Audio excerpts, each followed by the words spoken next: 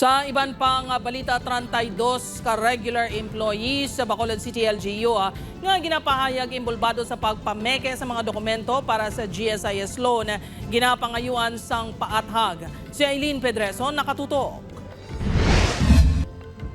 Nagpalabot sang report sa City Legal Office ang Department Head sang General Services Office sang Bacolod City LGU angot sa ginapahayag pagpameke sa mga dokumento sang pila ka mga empleyado.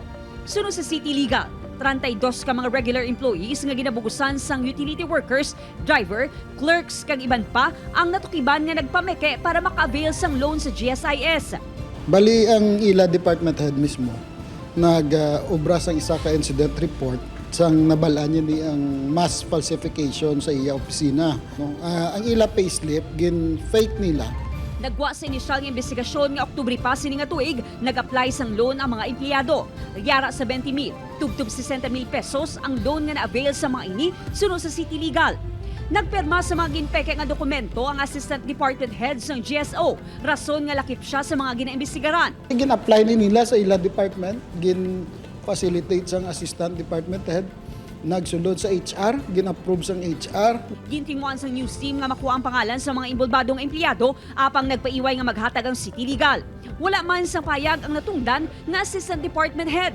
Sunod sa GSIS Bacolod, nag-aagi sa online ang application sang loan kag wala sang human intervention, rason nga mahapos ang proseso kag approval.